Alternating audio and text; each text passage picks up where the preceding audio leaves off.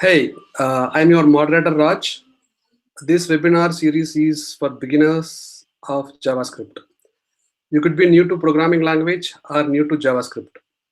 This is third part of the series. Please refer previous recording in our YouTube channel. Our speaker today is Sameera S. He is going to talk about JavaScript scopes and closures. This webinar going to last loosely around 1 hour.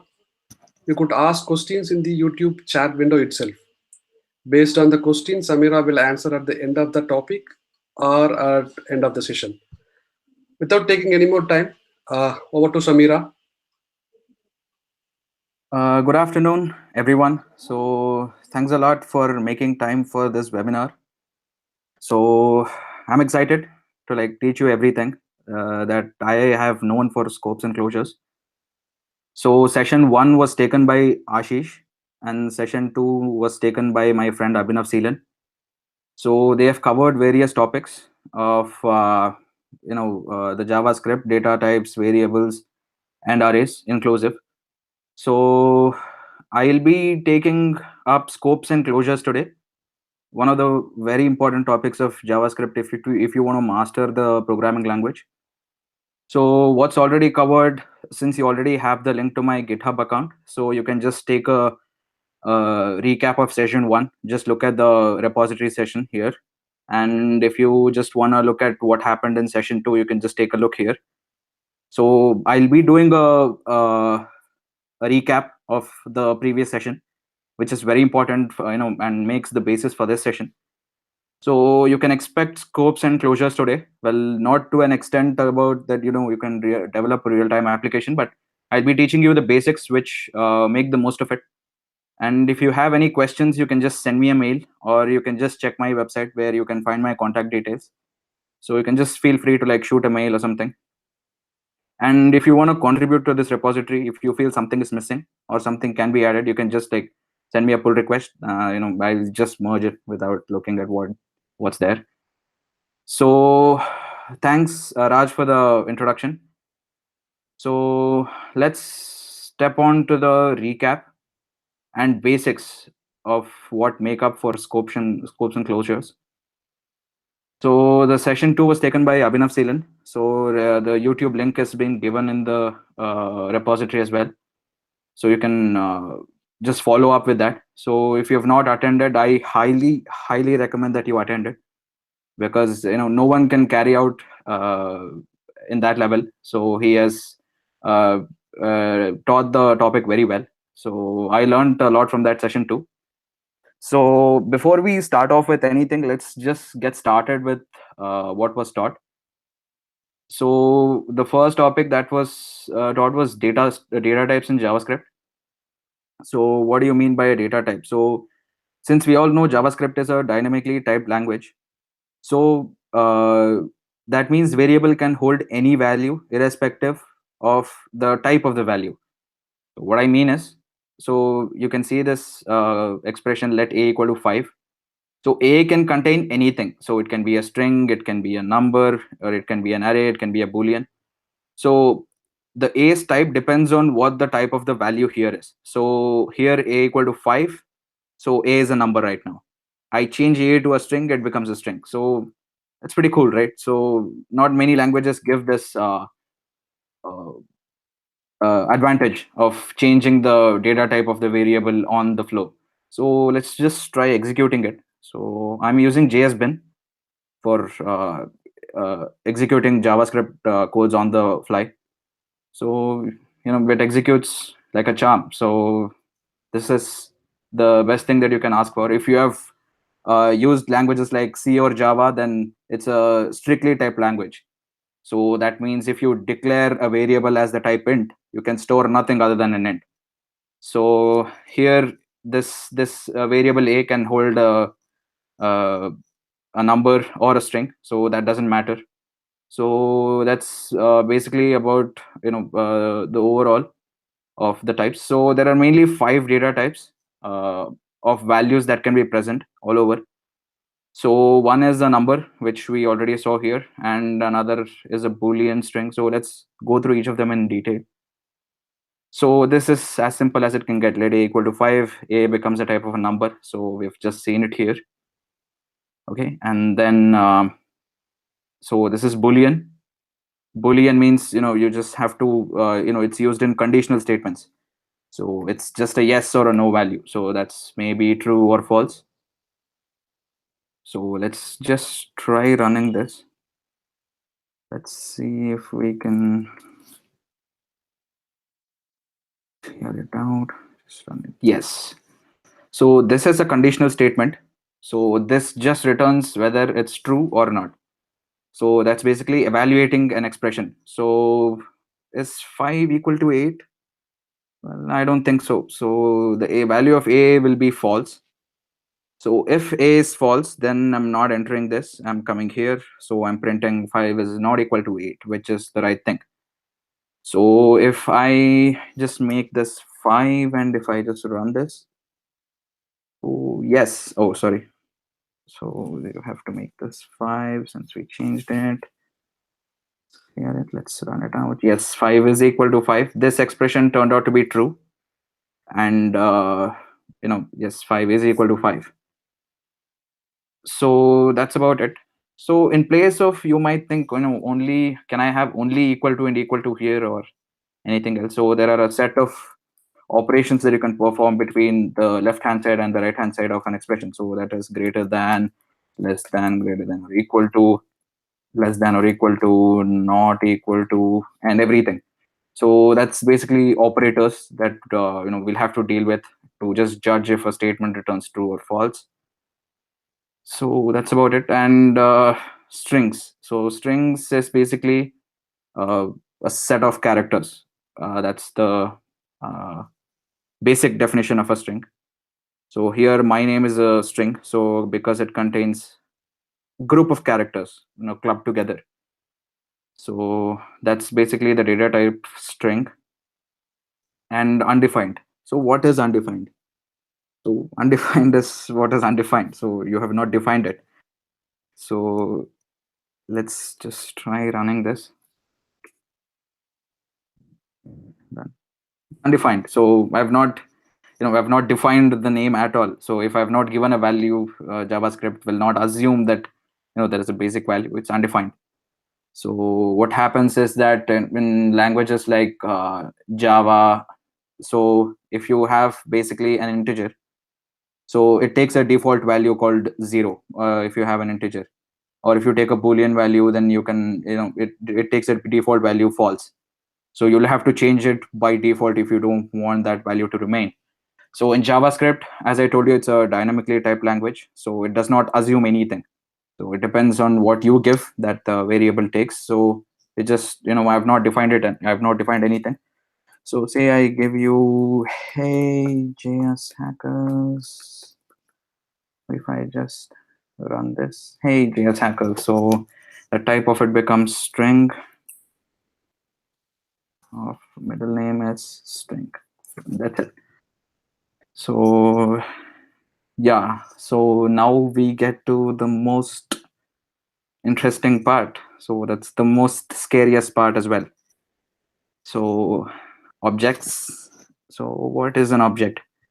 An object is in simple a key value pairing. So what does that mean? Let's try to figure it out. So I've commented it out. So the first part is called the key and the second part is called the value. So you can look, so this key is basically a variable that you will define. Say name equal to Anil. So this is as equivalent as what is present here. So I'll just add it as a comment. So I just added it as a comment. It's, me defining it inside this object is as equivalent as me defining it outside. So the age is 40. So the type of this is string. The type of this is a number. The type of these two are Boolean. So if I just run this, I'm expected to get nothing because I have not told the JavaScript compiler to do anything. So I just run this, just works. So that's the object part of it. So let's hold it, because object is, we are diving into a sea.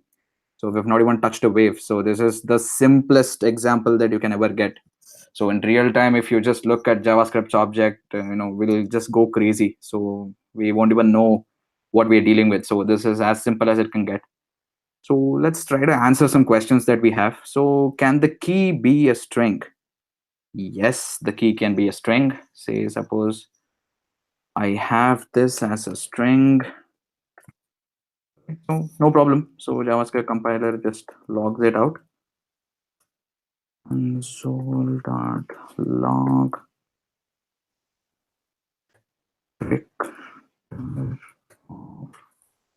name. So just run this. Yes, key can be a string.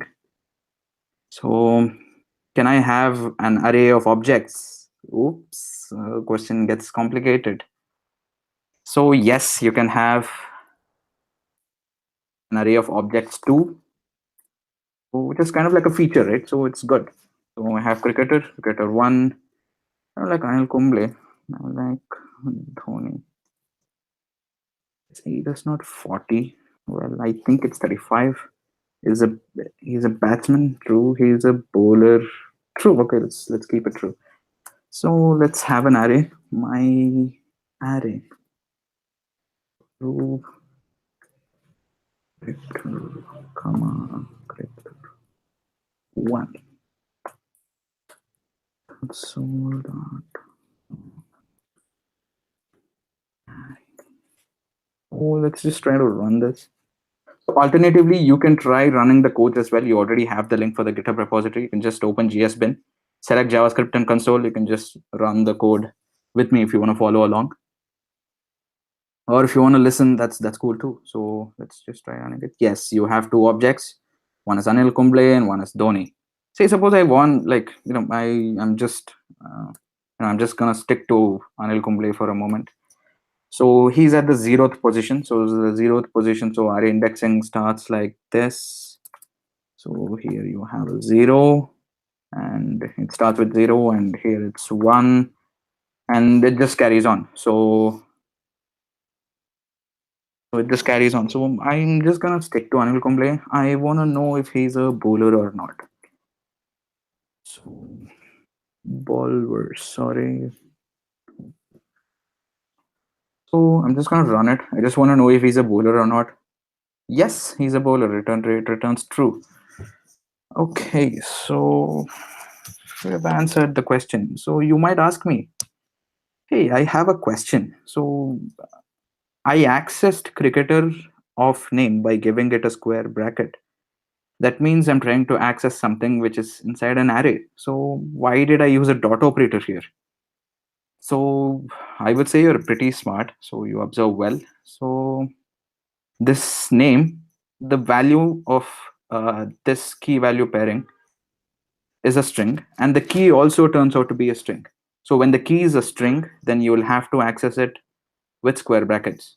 So if the key is not a string, so that means it's like this, then I'll use the dot operator. So I'll use the dot operator to access the key to get the value. And if the key is a string, then I'll use the square bracket. So if this was string, then I would have used this within a string. Sorry. Set. Yes, true. Okay, so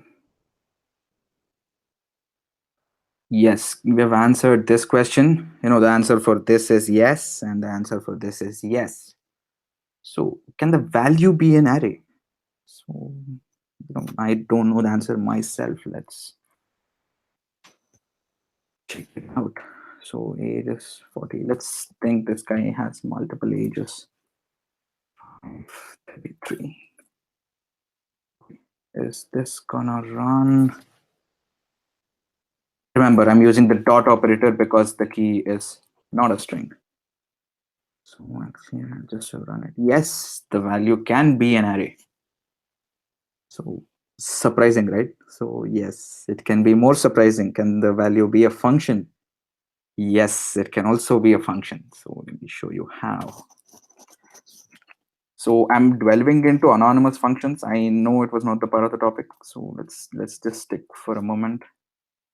Let's just try to assume that I'm doing the right thing, and let's go there. So I know his age already. So let's just try to check if he's a batsman.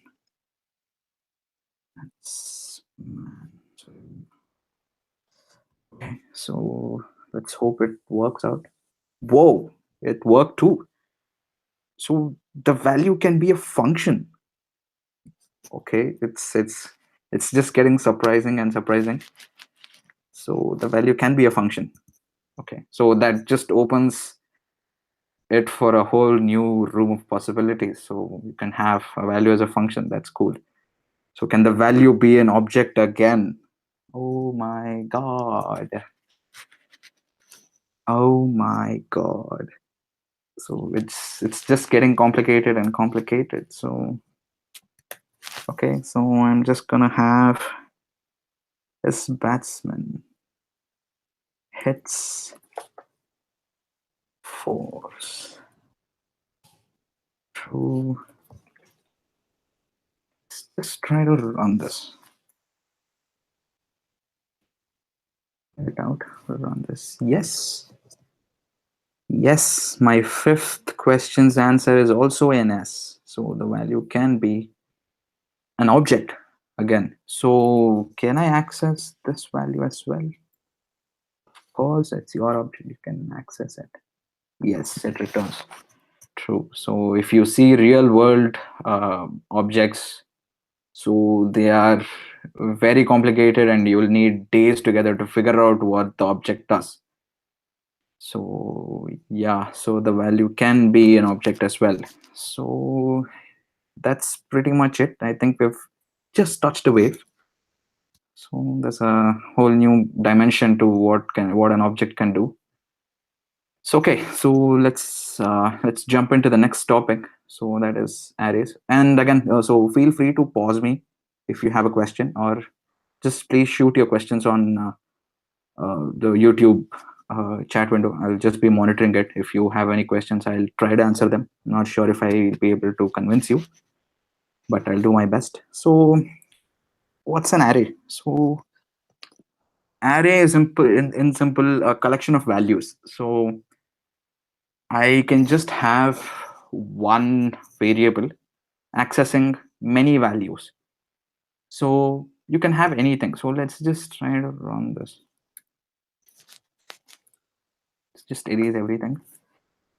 So there are a lot of superheroes, both DC and Marvel.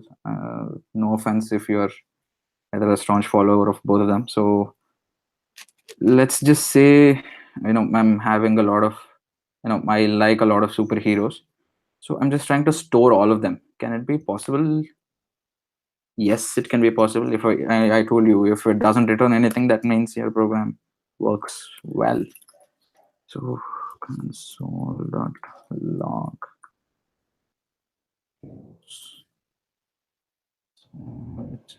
Yes, I can store everyone within a single key. So heroes can mean, it's Batman, it's Superman, Flash, Arrow. Okay, so and then again, so the most convincing part of JavaScript. So the value can belong to any data type. So what I mean is, so this can be 100 true. This can be so on this. Yes, value where the 0th index contains a string. First index contains a number. Second index contains a boolean. So let's just try to iterate through the array. Iterating means just going through an array in a sequence. So that's my simple definition. So let's just try to run this. Yes, I am able to access Batman at once, Superman at once, Flash at once, Arrow at once, and Robin at once. Okay, so pretty cool, right? Pretty straightforward. Okay, so methods for arrays. So what methods is JavaScript giving us to access an array? So JavaScript makes it even simple to CRUD elements in an array. So what is CRUD? I know crush. What is CRUD? So CRUD. So I'll be introducing you to some terms which which are used in the real world. So CRUD simply means create, retrieve, update, and delete. So create. So say suppose I want to create a new element in the array. So how do I do that? I know I can just assign an index. So I can just be like 0, 1, 2, 3, 4, hero 5 equal to Hulk. So I can do that as well. But I want to do it the traditional JavaScript way. So the perk of being a JavaScript developer, right? So let's just try to run this. So let's just try to comment this for now. So just check the array. Hulk is not there yet. I'm just going to run this. So Hulk is there inside the array. So let's just try to print the whole array at this point of time. So long.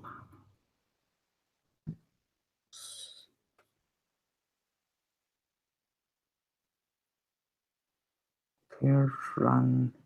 Yes, Hulk is a part of our superhero list. That's create. So what's the second part? It's retrieve. So let's just do this. Just access any element using the index. So this is the same with every language. So every language gives this type of usage with respect to arrays. So if you know the index, so you can just directly just print out what element is there. Flash. So Flash is cool. So that's why there's a thunder here. So another assignment to everyone out there. So suppose I know the value present in the array. How do I find its index? So I know the Flash index is 2, or I know I know that Batman has to be integral part of the superheroes array. How do I find out where Batman is, which index Batman is? So that's something that I leave it to you to figure it out. So, and again, there are a lot of methods that JavaScript provides you to do that. It's not such a big task of a feat that we're not going to achieve, but it's cool if you can find this out.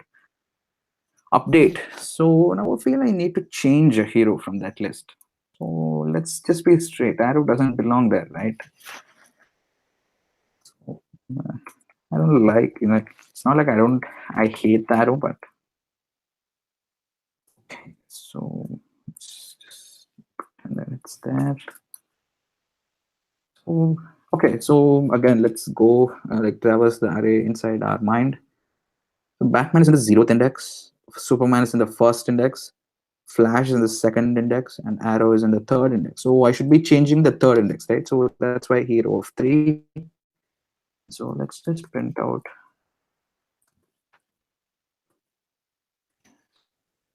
Just print out the whole hero array. So let's see if Arrow is removed. Yes, I would prefer Ant-Man than Arrow. Would you not? If given a choice. Okay. So I want Robin out of the list. So wait. I hate Robin, but I don't want him inside the superhero list. Okay, so I'm just popping it out. So Robin is here, right? So I'm just gonna out. Just gonna run it. So yes, Batman is removed. So push and pop. So these are two methods that are given by JavaScript for creation and deletion of elements. So push and pop just gives us an idea about a whole new data structure. So it's called the stack.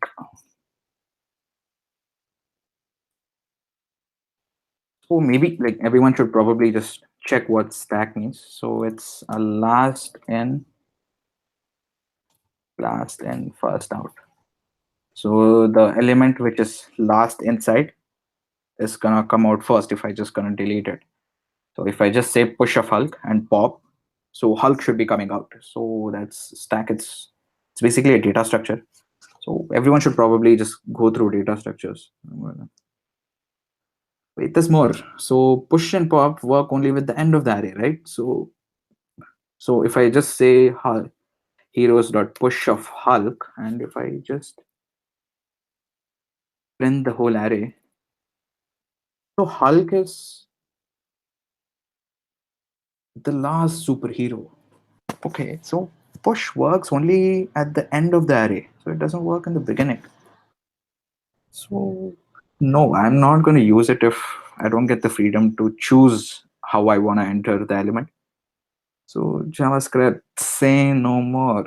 So there are two more methods that are given. So that's unshift and shift. So they do the same thing as push and pop. So just that they work with the beginning of the array. So let's just say I want Iron Man inside the whole list. So let's just try this. This console.log heroes. Yes, Iron Man comes before Batman. So push just entered an element at the back of the array. So unshift also just entered the element in the front of the array. So not much of a difference except for where it enters the element. And there's also the shift method, which deletes an element. So pop just deleted an element is there in the back. So let's just see what shift does. Print it out.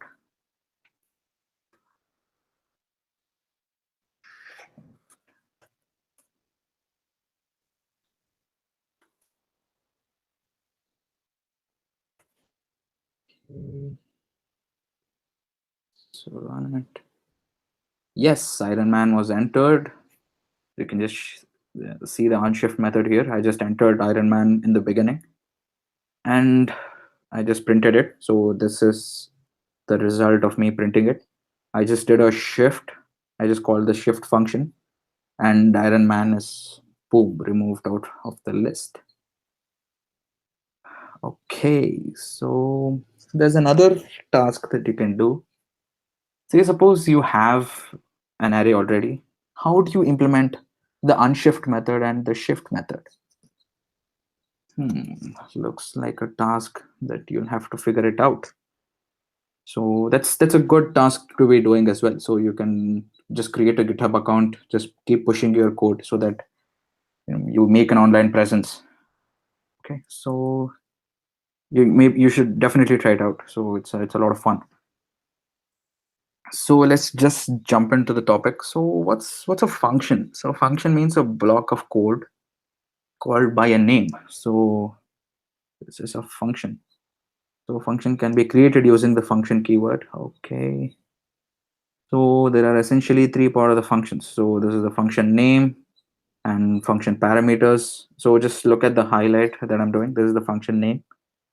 So it's you have to be able to call a function by a name, right? So this is the function name and this is the function parameters. So in this function, if I'm gonna use some values, so I'll have to receive it through the function parameters and the function body. So this part. So the code present inside the function is called the function body.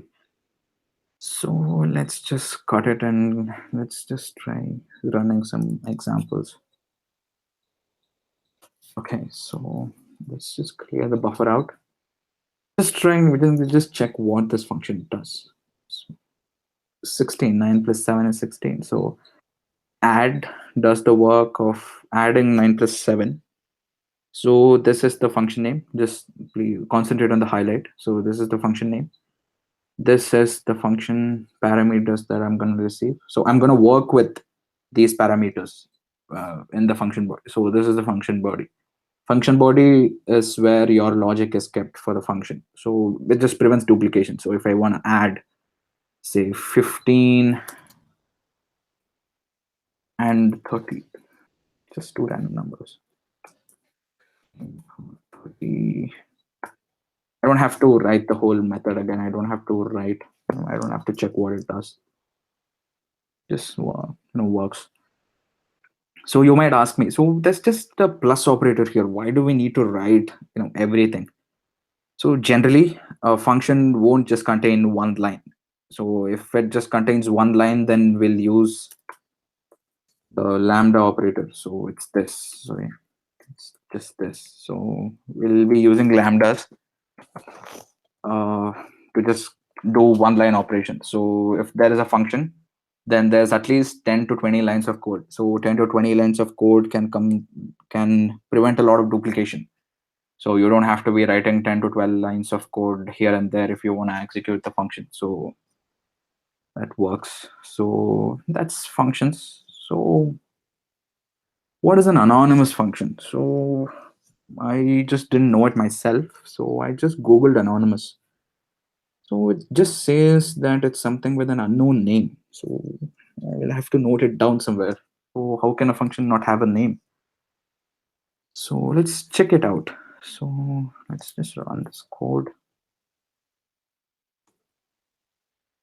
And again, if you have any doubts, please feel free to pause me out. Okay, so this is a function. So wait, I always had the name here, the good old name, say ABCD or something. So let's just try not to give that function name here. So I'm just gonna have this. Okay, x of 2, 3. So it's just pretty much the same function before. I just removed add and I assigned it to a new variable. Okay, so let's just try running it. Just check if it works. Yes, it does work. So okay, I'm not convinced. Let's just use the same values, 9 and 7. I just want to match the output as well to check if it actually works. Okay, so let's just run it. So it's giving me the same value as well. Oh, maybe you don't need a function name. Okay. Again, opening the world up to new possibilities. That scares me out. Okay, so now you may ask, isn't x the name of the function? So even I get this doubt because I'm calling the function with respect to x. So is x not the name of the function? Now, I would tell you that x is just a normal global variable. So if you just print out x,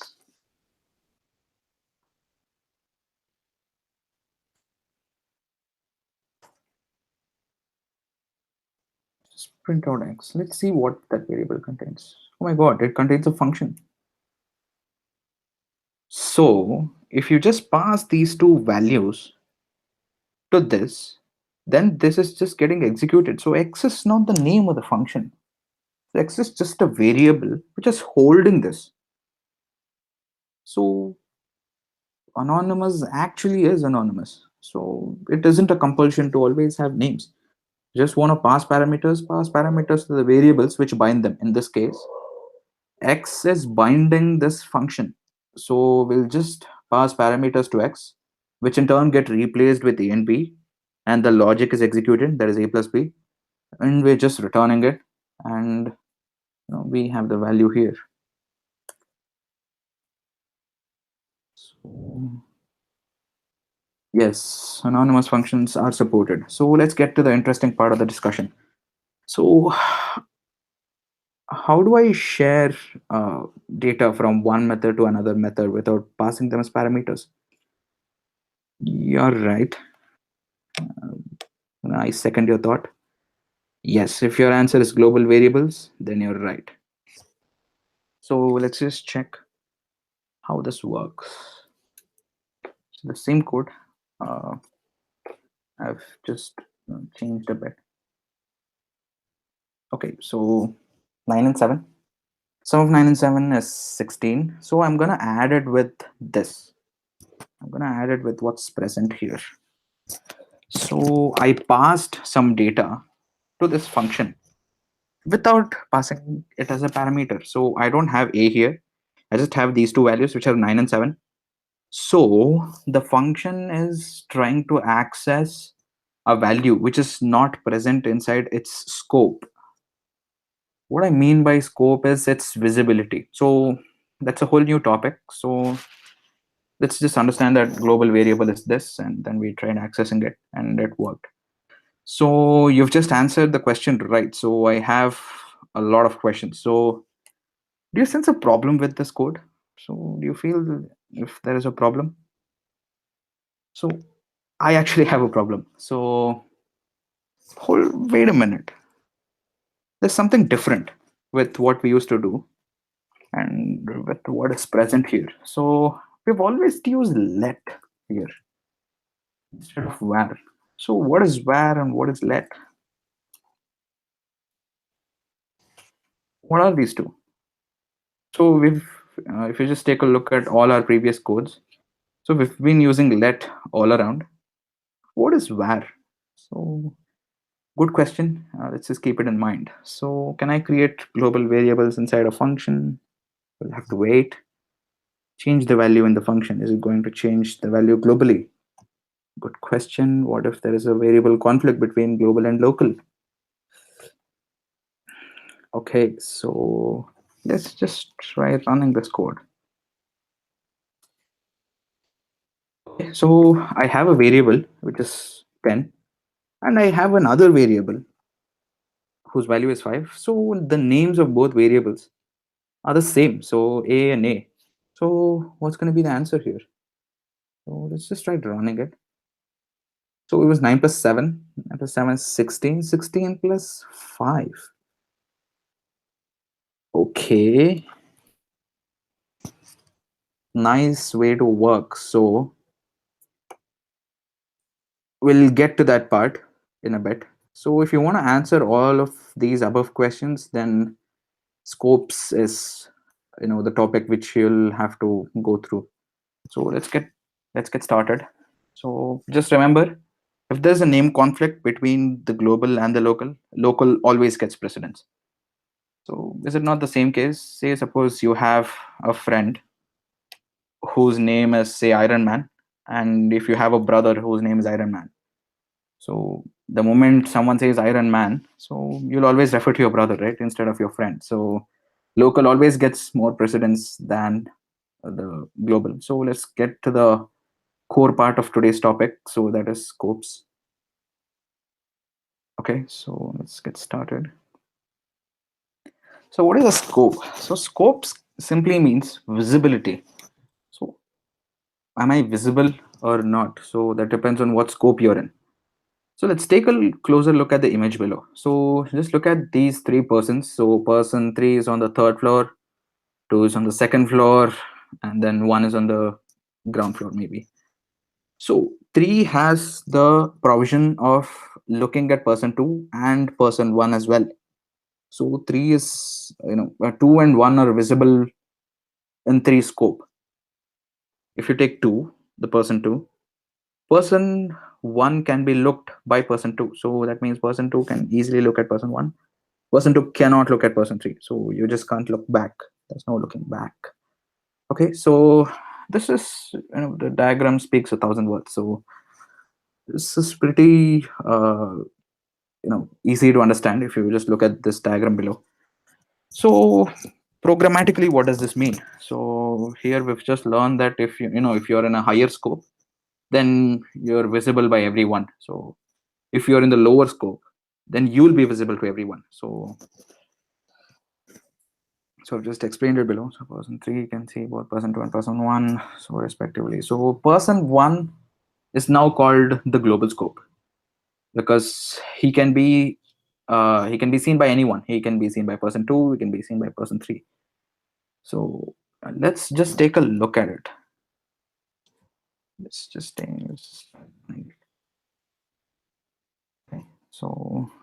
So please keep in mind the previous questions that I've asked. I'm going to answer everything. So after this, even you'll be able to answer every question that is posted. So let's just try running it. Okay, so I called this function in the first go. So let's get to the function definition. So console.log I am local. So this is just saying I am in the local scope. So this is the local scope. Every time you declare a function, or if there is a function body, every time function is called, in the execution context, a new scope is created only for that function. So just like creating a new playground for the function to play around with. And once the function is over, the scope is automatically destroyed. So everything is maintained by a superman called garbage collector. So he takes care of the memory associated with your function, the variables declared within it. So are they freed after the function is over? So garbage collector takes care of everything. So it's abstracted to us, so you don't have to worry. So the local is able to access the global. So this is the person one. This is on the ground floor, and we are in this first floor. Okay, so we are in the first floor. So can I see a person on the ground floor? Yes, I can absolutely see a person. So I can access its value. So its A is 20. So I'm just printing I'm local 20. So I'm adding 10 to the ground floor variable. So I'm adding 10 to the global variable. Uh, can I do that? So you can do that. So you can see the output here. I'm local 2 and I'm 30. So we just step back to the question. So I just asked the question saying, can I modify a global variable and its contents? Yes, you are allowed to modify. And you'll be regretting why that option is given in some time. So I'll just explain everything bit by bit. Okay. And then console.log, I'm local 2. So this just prints 30. So I just added 10 to this variable, and then the value of A changed. So the easier definition for this is A equal to A plus N. So you can just either write this or that. So both of them are the same. So this just add an assign operator. So and then I'm coming back to the global context. So I'm saying I'm global, and then I'm printing the value. So yes, it's 30 here as well. So once you change the global variable's value inside a function, then you've actually changed the global variable's value. So I think it's pretty much clear. It's pretty straightforward. Okay, so I've just explained it. Can access A since A is global. The function A example can even change the value of the variable.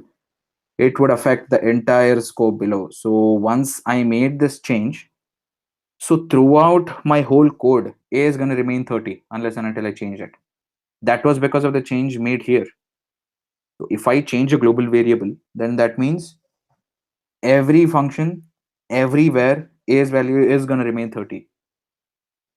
So see any security concerns there? We'll get to that in a bit. So okay, so suppose we create another variable. How are scopes applicable? So if there are two persons on the second floor and there's only one person on the ground floor, so can a person in the ground floor see both of them above? No, right? Let's just try it out. Yes, B is not referenced. So just let's just run through the code. So A is 20. Okay, so A is a global variable, right? So let's just write it down. I forgot it to variable. Okay, so I told you an execution context or a scope is created if a function is created or if a function is called. So an example is given a completely different playground to play with. Okay, I create a variable, say B equal to 30. So there's another person on the second floor. Okay, so I'm printing it. So I'm in the first floor. I can see the person on the ground floor. So I'm just using its value A plus B. Okay, and then it prints I'm local 50. So that's good enough. I come back. So once I finish this, once I am here, let's look at the selected part. Once I complete this function, it's like this function never even existed. So it's the scope of a function after it's completed is destroyed. What I mean is, so after this, it's as equivalent to me saying that this didn't even exist. Okay, so whoa, let's just try not doing that. Okay, and then B is not defined. So here the problem is because I have a B here, and the person in the ground floor doesn't know who stays in the first floor. So that's the problem.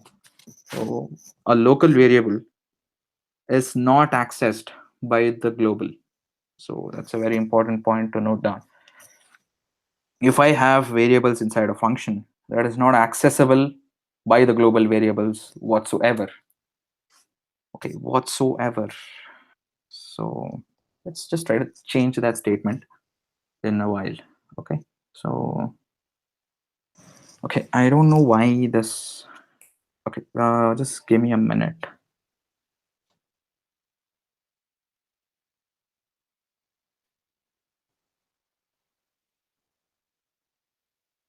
So that image just keeps breaking down. So I don't know why. Closures. The image just keeps breaking down. So I just want to show you that image.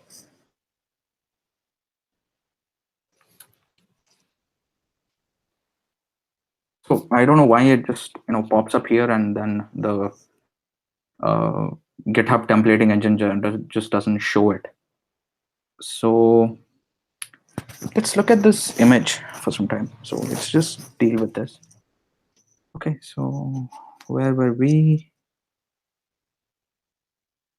We were here. So yeah, we were in this image. So the blue boundary is the global scope. So let's just, if I take an example of this function. So this and this, okay, not this, this and this. So no, not the function. So let's keep the function apart. So the let a equal to 20 and this part, both of them are in the blue line. That means this is the whole execution context of the whole program. So that's the global variable. So I have let a equal to 5 here. So it's the same part. Okay, let's just change it to 5. Let's just assume that both of them are in sync. So maybe let b equal to 5. Okay. So when I have a equal to b, so this is the an example function. So there's the an example function. Okay. So let's just delete this. Okay, so this is the an example function. Remember I told you a whole new playground is given if the function is created. So this is the function's context. So the red line. So the green line is the compilation or the running of the program, to be simple. So a plus b is the statement here. So in this, okay, let's just have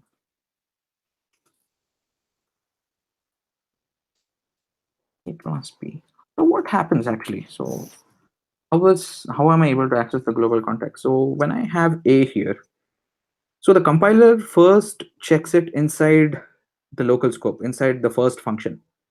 So when I have this red object, compiler searches for a inside this red context. So this is the red context.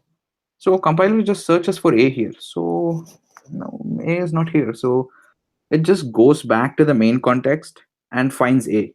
So is there a defined somewhere in the global? Yes, a is defined. So I'm going to pick that value up. I'm going to replace it here. So, and then I have b here. So b is defined internally. So I just access its value. So first time, any variable, if it's accessed inside a function, first the JavaScript compilers check for that variable presence inside that scope. So that, remember I told you global variables have more precedence than local variables. That's because of this functionality. So a is first checked inside this function. So if a is present here, then it's just gonna access that variable. So it's never gonna even come back to this global variable a equal to 5.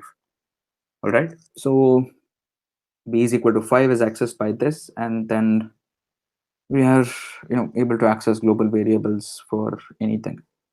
Okay, so I've just explained that green arrows are compilation constructs by the JS compiler. So when the function ends, the local scope which is created by the respective function is automatically destroyed. Therefore, all variables that were created in the function no longer exist. So it's like, after I call this function, after I come out, so it's like b no longer even existed. So the compiler doesn't even remember having b there. Okay, all right. So garbage collector manages variable and each variable's context. So hats off to the garbage collector, because I can't remember what scope what function was in or what variable was in. So GC does it for us. So thanks, GC. Okay, and then let's just jump into the next concept that we'll be looking. Conflicts are love, right? I love them too. So since we have learned about scopes, so that is the global scope and the local scope, the functional scope in specific. So what would happen if both global variable and the local variable have the same name? So you already know the answer. I should have held it for a moment. Right, so let's just run this. Yes, as per this image, A is first searched inside this function. A is found. Yes, I'm just going to print it. Compiler is no longer going to look for A, which is outside. Right, so if there is a fight between Superman and Shaktiman, wouldn't you support Shaktiman? For real? Yeah. Okay, so we've learned that you can't access global variables if it has the same name. So is there a way to create global variables inside a function? Can I do that? Okay, I have an example here. Let me just try it out. So let's just clear it out for a moment, and then let's just run this. Local rocks 2 20. Wait a minute. How am I able to access it here? I just don't get it. This is surprising, right? Okay, let's just look back for the documentation and just check if. So, did you guess the magical keyword to do that? What was the keyword? So, that's the catch. So, there's no keyword here. So, the moment you don't give a keyword. So, till now, we've been using let and var.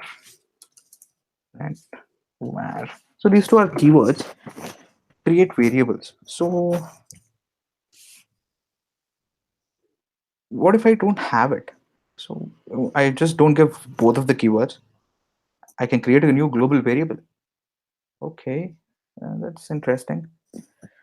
So there's no keyword to do that, but you can, there is a way to do that. But I highly suggest you never do this. So because you can, the guy who's reading your code, he gets confused. If I read this code, I get confused. So maybe you should never probably try to declare global methods inside functions. So if you do this, then maybe you don't have a good architectural knowledge about how your functions should probably execute. So you should never be doing this. But there is a way to do this, but doesn't mean you have to always use it. So it's always risky, but never do this. Okay, so war with var.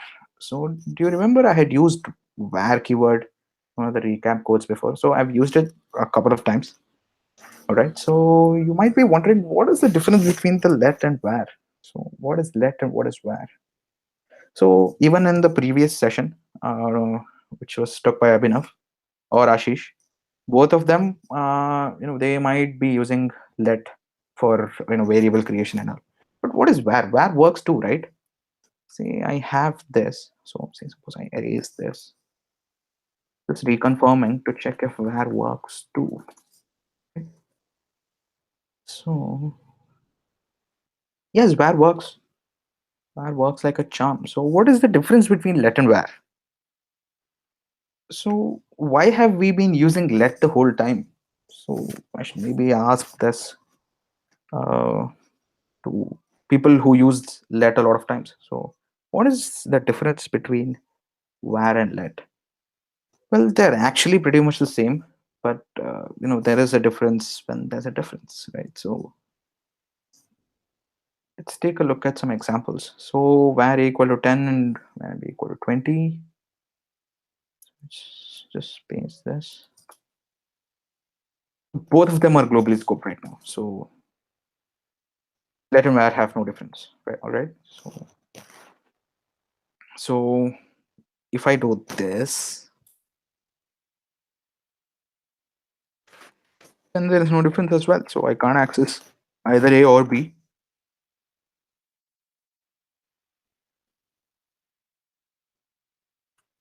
Can't access them both.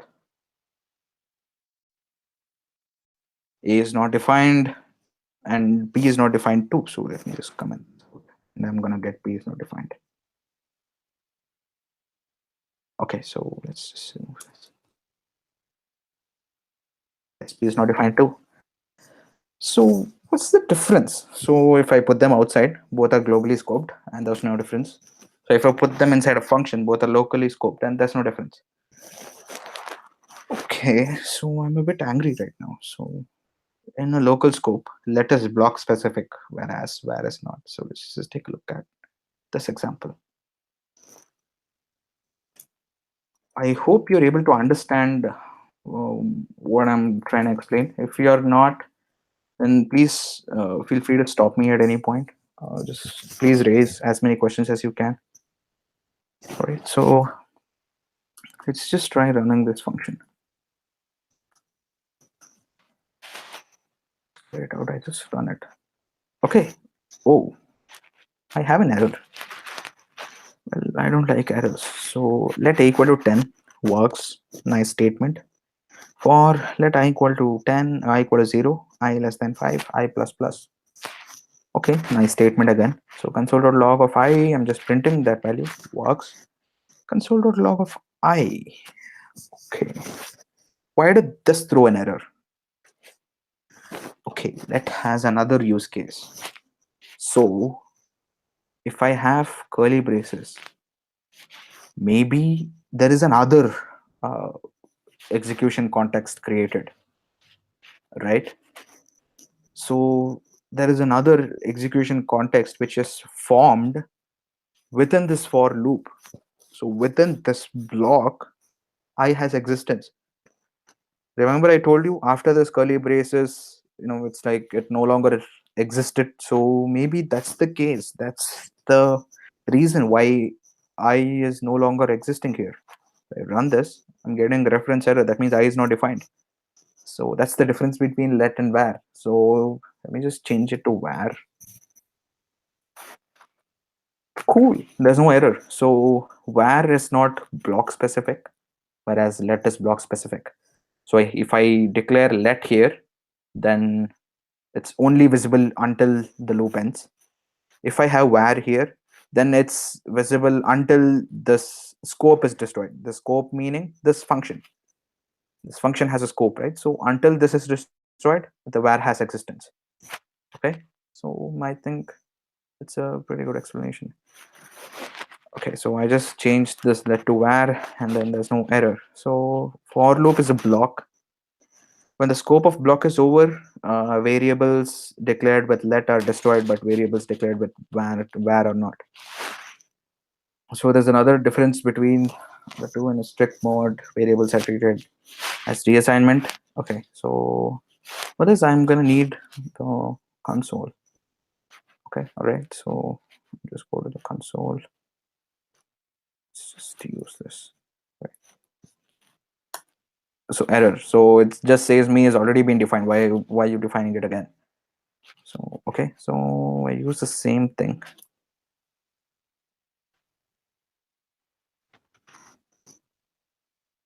Okay, so okay, there's no error. So that means me is reassigned again. Okay, so try to print a variable even before declaring it. Okay, sounds like a task. Okay, So this is a bit of a complicated topic for beginners, but let me just try. Global variables are attached to the window object. So what's a window? So window is the main JavaScript root object. So it's the root object of your DOM. So whenever a web page is loaded, the browser constructs a DOM. So say suppose I give yahoo.com. So the browser doesn't know what's coming. So okay, right. So I just press on yahoo.com and then I get some structure upon typing that. That's because the browser dynamically created some elements, those HTML elements, and it just displays this part of the code, right? So that means the browser just constructed a DOM upon what client response I received or what server response I received, right? So window object is the one which has the root of your DOM. So if you don't understand, just like if it's going way over your head, you can just leave it for the moment. Okay, so it constructs a DOM of every page. With this DOM, JavaScript is able to create dynamic HTML. So this is maybe something that you'll have to take it. You'll have to take in the later part of JS for newbies. Maybe after 4 or 5 sessions, once you've had complete hold of the language, then maybe you can try web JavaScript with the web, and then you'll know how JavaScript is able to create dynamic HTML. So you might have seen web pages wherein if you just click a button, a text pops up. All right, so that's just magic done by JavaScript behind. So it creates dynamic HTML upon controls of the DOM. Okay, so global variables are cool, right? So but security is an issue, I know, right? So that's a problem. Just think for a moment, is it not a problem if every function can access a global variable? Okay, accessing is not a problem, so I'm just reading the value. What if I change the value in some function? So that's a problem, right? So how do I restrict access for global variables? How can I just stop some function from writing a new value onto the global variable? Right. So with this background, I think now we're ready for closures. So I'm not going to take long. I know I've taken a lot already, but so let's just run through the new topics. So closures. So what are closures? Why are they required in the first place? So I think you already know the answer for one of them. So they're required because we need to prevent some functions accessing the value. All right. So let's just take an example to learn their importance. So this is just a very standard example that everyone's gonna take to like teach closures. Okay, all right. So we have seen how every function can access a global variable. Let's just take a very simple example to count the number of times a function is called. All right. So take this. Okay, and then let's just print the value of add here. Okay, counter. Sorry. See, right. So I called add 3 times. I'm getting the counter is 3. It's okay. Okay, there's no problem. So this is cool, right? So if I have another add method here, counter is going to be 4. Okay, what's the problem?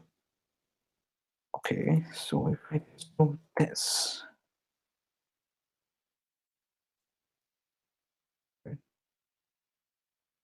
okay, why is it 3? So I have 4 methods here. It's 3 because I decremented the counter here. So yes, I need to restrict the counter access for some functions. Okay, so it's nice and good, but there are a lot of restrictions for this to work. Counter should not be accessible. It should be accessible and changed only by the add method. So we see the add method here, right? So only this should be able to access the counter, no one else. So if I have some other function changing the counter, then I won't be able to get the number of times add has been called. Okay, so no other program should be able to alter the variable counter. Okay, so generally it doesn't work this way.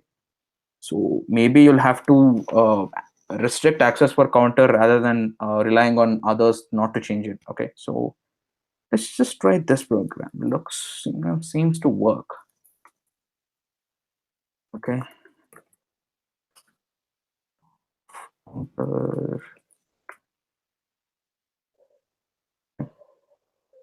Whoa, hold it. Okay. Okay, now I'm gonna think, why did I even learn scopes? Because the counter is accessible only within this one, only within the scope. So what do we do? Okay, you might tell me, you just delete this thing here and just run it. Okay. Oh my god, there's another problem. So whenever add is called, this is executed. So the value remains 1 no matter how many times you call it. That's another problem as well. Okay, so can't do that. Inside the function, we are going to store the increment. How are we going to store the incremented value every time? So this approach does not work as well. Let's try to have a nested function. Okay, try to have a function inside a function, and let's just see if this works.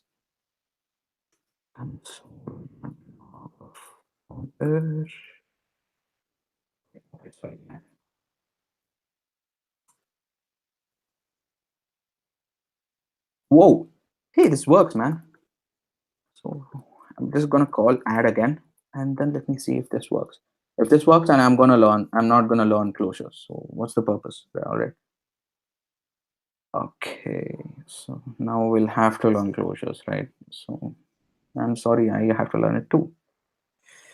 Okay, so there are a lot of problems with above code. Plus is visible only to the add function. So how am I gonna call plus? Okay, how are we gonna call it from outside? Also, we need to find a way to execute this line. So just check the selected part. This line I have to execute it only once if I call the add method. How am I gonna do that? That does not work as well. So let's try this method. So this is closures. Okay, first time maybe when you look at it you won't be able to like understand it, but let's try to run it out. Okay, sorry, I have not work console. Okay. So, hey, 3. Okay, well, let me just call it again. Check if it's 4. Okay, let me just remove it. So the answer should be 2. So one is this and one is this. All right, let's just run it. So the answer is 2. Okay, let's just try changing the counter variable. Okay. So what is counter? Okay, so the global scope is not even aware of counter. Oh my god. Okay, so this looks like something which solved our problem. All right. So yes, we have solved the problem, but doesn't the function, doesn't the code scare you out? So it scared me out. Let's just try to break it down a bit. So the below line, I mean this line, so the selected part, so this line is executed only once. How is that possible? The moment I call the add function, everything inside this should get executed, right? So how is this called? Okay, so once I called the add function, so I'm just gonna come here. Okay, I'm just gonna execute counter equal to 0. I'm returning a function. Okay, remember I told you variables which can contain a function.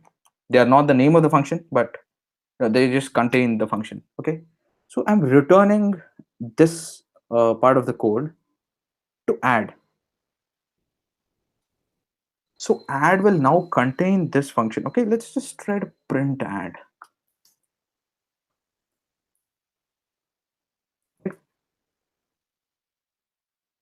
Okay, so add just contains this part. So add contains the part which just increments the counter, but counter stays in the local scope. So counter is staying in the local scope, but I can't access counter.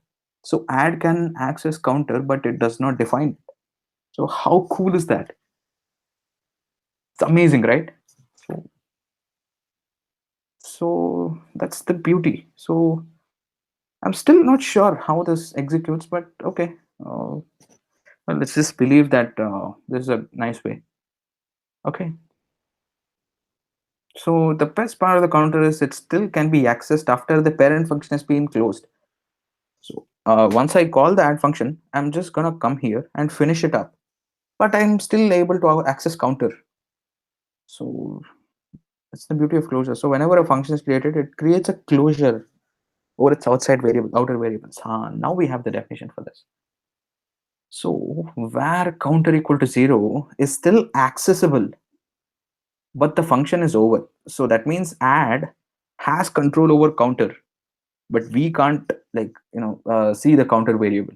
So this is not visible to the outer scope, but add function can still access it because it has closure over it.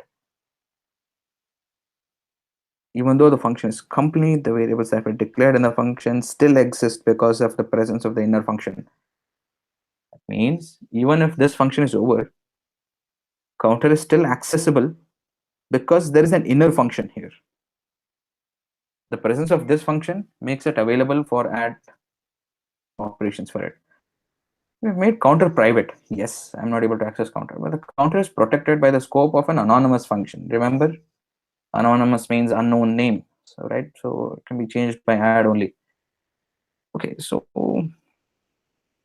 this whole thing works, but there's a culprit which is making it work. Okay, so let's just save that question for a moment and then let's jump in. We've learned about anonymous functions and IIFE previous code snippet. So let's see what currying means. Okay, let IIFE code snippets alone. So what does even IIFE mean? So IIFE stands for immediately invoked function expression. Okay, let's take our previous code snippet. This code is immediately executed when it's created. So the compiler, the counter variable's value is filled with 0. Oh, maybe that's why this works. Okay, so yeah, it's the same thing. So maybe when I just compiled it, this value is filled with 0, is returned to add. So whenever I call add, counter is just increased, but I'm not able to access counter. Maybe that's why it works. Okay, a bit. Immediately when it's created, when the code is compiled, counter variable value is filled with 0. Okay, add will contain the below value code I just printed add. It just has this, so it does not have the definition for the counter. Okay, if it had the definition, then it wouldn't work. Okay, it looks very odd. It's not friendly when I just look at it, but that's okay. Work. Honestly, I really, but I'll give you a hint to think about. So when you just realize the hint, maybe you'll be able to figure out on a high level how it works. So there is a culprit in this whole IFE gameplay. So this is an IFE. Okay, so there's a culprit which makes this work. Snippet, and let's just check the selected part. So that is the main culprit which makes it work. All right. So before the first add call, okay. So let's just try to remove the culprit and let's just check if it works. Okay. No, it doesn't work. So that's the problem. Hey, hold on a second. Your screen share was stopped briefly.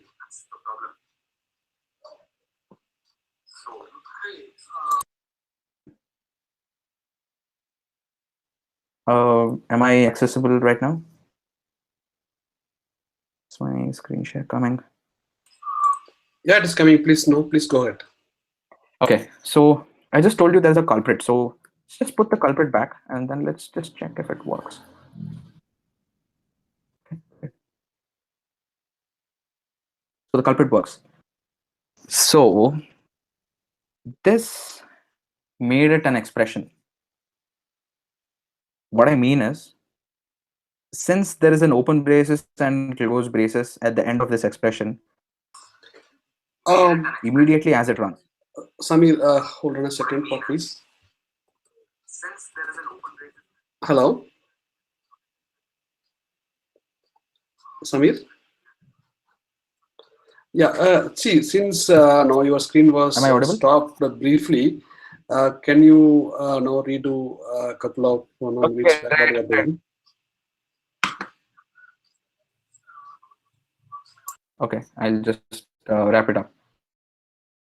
So it's because of this, this turns out to be an expression when this is the where part of code is just getting compiled. When it sees this open braces and close braces, it immediately executes add. So counter is initialized and this is returned. So when I just call add, the counter is just incremented. So that's how IIFE on a high level works. So this is currying. So currying is a way of constructing functions that allows you to partially pass a function's arguments. You just look at this. So I'll just be done in 2 minutes. Wait, so just run it. So this is normal. So this is just an anonymous function. Variable, I just pass 2 parameters, which is accept in 2 parameters. Let's just try running this. Right. So hello JS hackers, hello JS junkies. So supposed to have 2 variables here, anonymous functions, something to be noted. So and the second anonymous function. So when I just execute this, and then this goes and sits inside get curried. So I call get curried, get greet hello just takes only 1 parameter, that is name. This works. So code does a great job. So you don't have to pass 2 parameters.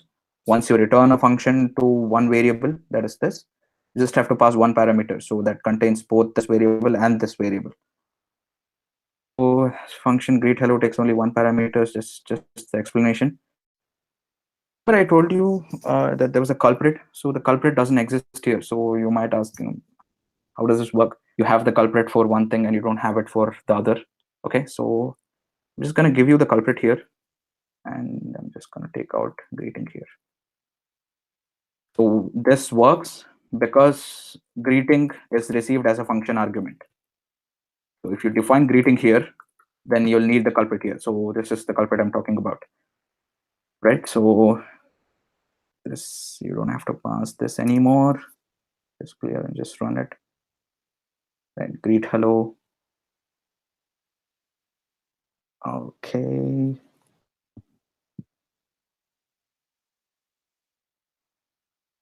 Where greeting.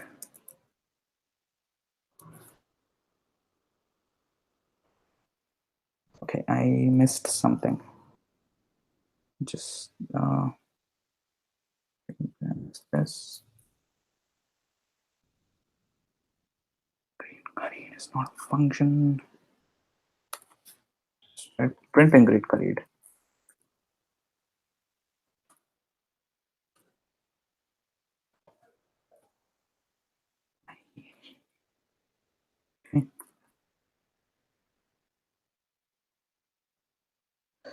Okay, so I think I messed it up somewhere, but just give me a minute.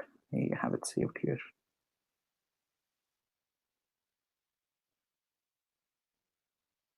So yes, right. I was a bit no.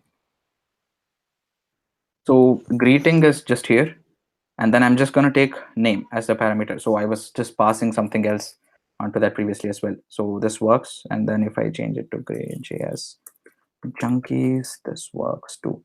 So remember, I have the culprit here because I have the variable here. All right, so currying is, it can get a way more complicated, but it's just a very simple example what I've gone through. So there's a lot more that you'll have to explore. So I think that's it from my side. So a small introduction about me. So I work as an SD1 at Ola Cabs. So yeah, I majorly work with Java and Python. So JS, is always kind of like a hobby thing that I'll be doing. So please feel free to shoot some questions that you have, or you can, if you want to take it offline, then you can just ping me on Slack, or just shoot me a mail. I'll be fine with that. So I thank everyone who gave me a chance to come online the first time, to give a small webinar to share a very little of a knowledge. So yeah, thank you for attending. So I know it's a Sunday and everyone's busy enjoying their holidays, but thanks a lot for taking out time. So I think that's it from my side. So thanks a lot. Okay. Yeah. So thanks, Sameera, for a wonderful session. Uh, Actually, there were a couple of questions asked by the audience. So those are answered by community itself. Oh, like, So okay. yeah. So I think there is not much questions to be explored now. Okay. All right. Yeah. Thanks, audience, for joining and participating in this webinar. You can discuss and ask questions in JavaScript Meetup Bangalore group's Slack application. We have a separate channel called JS Newbies specifically for this webinar series. Tune in for next part of the series. Goodbye and happy weekend. Thank you. Thanks, everyone. Thank you.